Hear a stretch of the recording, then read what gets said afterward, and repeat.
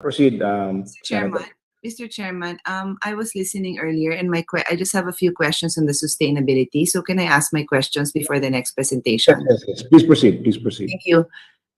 Yes, as I was saying, good morning to all, no, to the BSP team that's present today. I heard your presentations earlier. I was listening intently, and they are quite consistent with the information that we had that was available to us at the time that the privileged speech of the Minority Floor Leader, Senator Coco Pimentel, was delivered. Although I'd like to thank you for providing more information. There was more detail provided on the issue, so thank you for that. But I would just like to go to a few points on sustainability. I chair the Committee on Sustainable Development Goals, Innovation, and Futures Thinking. So my interventions are usually precisely to ask the agencies if we are really looking at the entire picture and looking at the sustainable development goals that we have, if we are using the resources we have to balance those different interests. So I note, listening carefully to the presentation, that in the view of BSP, basing it on studies conducted by other similar agencies in other countries, the view taken by BSP is that the shift to polymer notes is a sustainable move, right? That is the the overall theme that I receive. Is that correct? Yes, Your Honor. Yes. Sorry, who's answering? Sorry, the photo is the camera is not focused on the speaker, so at least I know who I'm talking to. Your Honor, this is BSP Deputy Governor Mamerto Tangonan. Hello, Deputy Governor. Thank you. Yes, Morning. I recognize your voice. No, you made the you were speaking earlier. So that is the position you take, and I just like to go into that a little bit. No, you mentioned that through the shift, polymer is more sustainable because of the use of less water. The carbon footprint is smaller, and that you can then recycle it into chairs, etc., tables, etc. Right? That is the statement you made, no? That's fairly accurate. Yes, Your Honor. Yes, and my question is, polymer is not in itself is not biodegradable, right? As opposed to abaca and cotton, which are the main ingredients of the current paper that we use, because um, this probably is more science than than I am trained for. So I like to listen to the experts. Offhand, polymer is not biodegradable. So there are ways that you can recycle it, but it is not biodegradable. Is that correct? That's correct, Your Honor. Yes. So in that sense, it is not truly sustainable. I mean, there are different ways we define sustainability, no? So of course, reusing is one way, and it is in a better direction than not, but it is not biodegradable as opposed to abaca and cotton. Is that correct?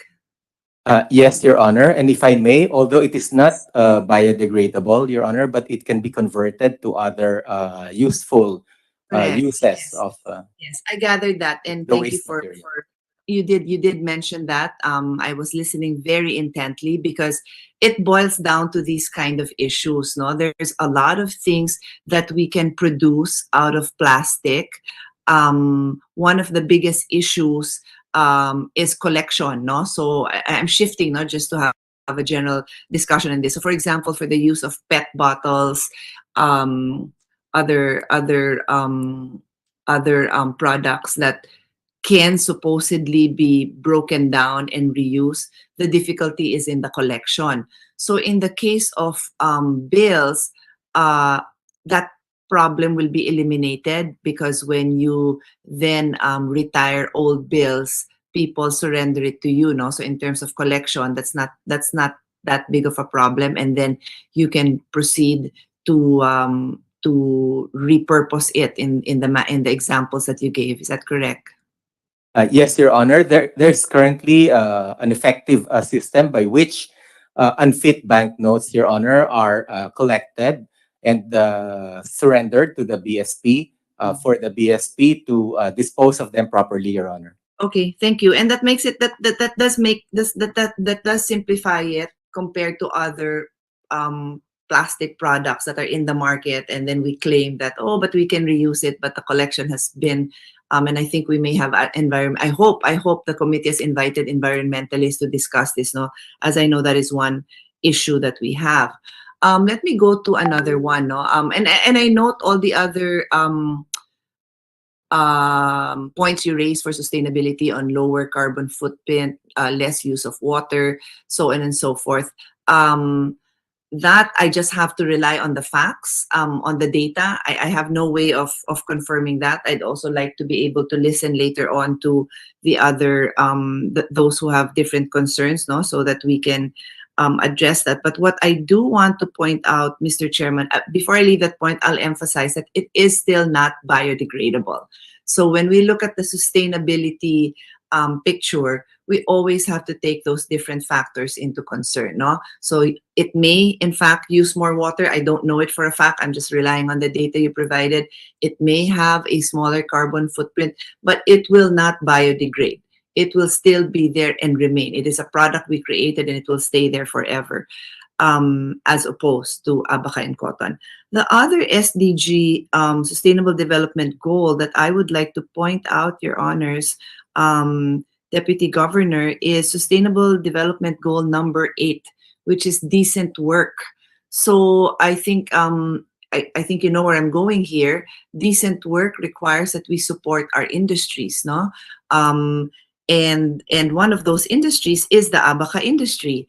So when we look again at the whole sustainability of this program, we also look at how it affects work. And I do know, again, I listened intently. I also read the materials that I had during the privilege speech, because I also had a resolution that I drafted, but I didn't get to file it yet because I was actually still studying the issue. So, but for that reason, I had studied this issue. So, Sustainable Development Goal is decent work and economic growth, and there is an impact to the abaca farmers. I noted how you expressed that there are other ways to help the farmers, that only a small percent are affected. I listened, so I am conscious of that. But the fact remains that there is an effect. And maybe if I look at another SDG goal, which um, I'd like to include to present the a complete picture, is the abaca farmers and the products that they make are form an integral part of our history, and maybe in a way our culture, because we have always been known to be abaca exporters. Interestingly nga, yung Manila folder pala, no, came from that history. I was pleasantly surprised to be educated on that. So knowing that this is a big part, abaca production is a big part of who we are. There have been decisions made in the past on other issues in our country and in other countries where they preserve the use of a certain product despite there being technology that is available to move towards a different way of production, because the original way of producing um, symbolizes who we are as a people. So that's another reason that should just always be taken in consideration. I'm not trying to to minimize the advantages that you have presented for polymer. I am simply trying to present the complete picture coming from the Sustainable Development Goals, which I chair. No, so decent work and economic growth is a part of it, and it affects who we are as a people, because abaca production has been with us for a long time. Um,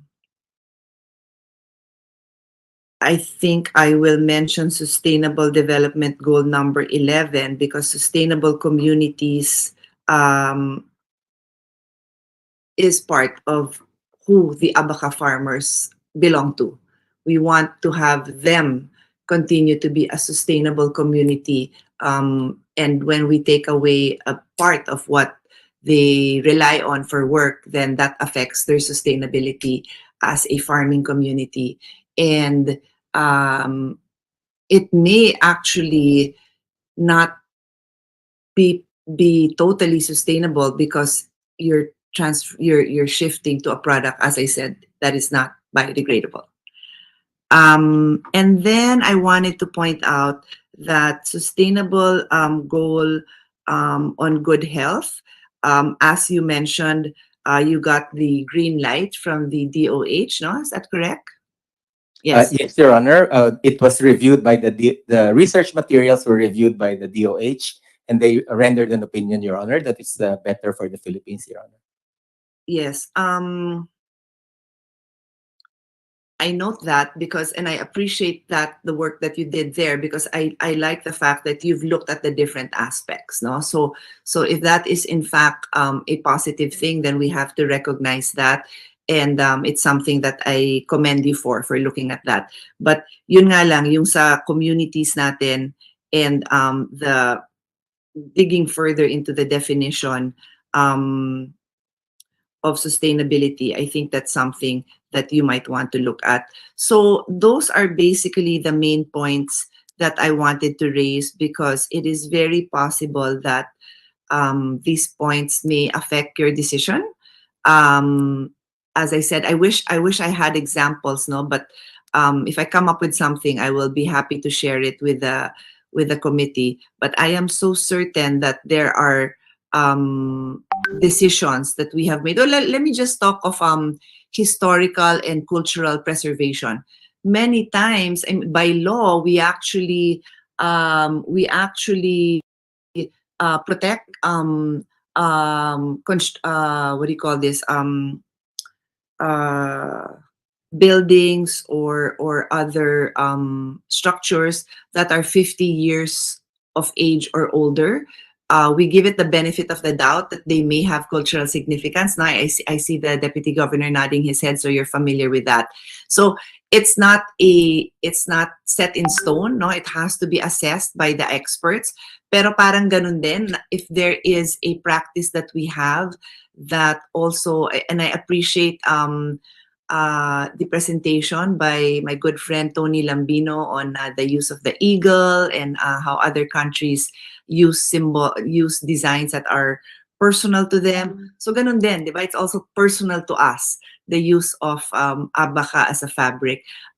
It is your job in the central bank. Thank you also for the very thorough presentation on the mandate that you have on this.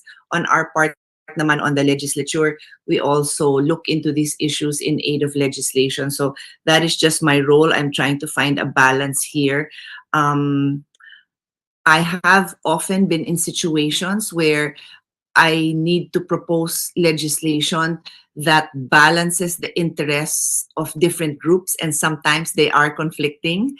uh, there may be reasons that point to one decision versus another, but I'm always happy to hear all the reasons that may help me make a better decision. So that's really just the reason we are sharing this with the BSP. I think that is all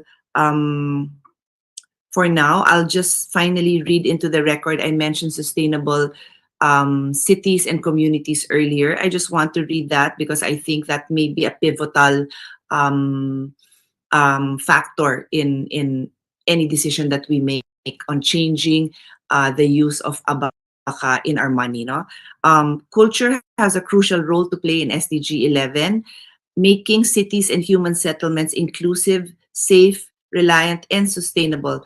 Specifically, Target 11.4 calls for strengthening efforts to protect and safeguard the world's cultural and natural heritage. So I'll build that into the argument also, that there is a special role that the use of abaca has for us. By the way, that was a quote from UNESCO. So yun lang, Mr. Chairman. I will continue to monitor and learn from this. Thank you for calling this hearing.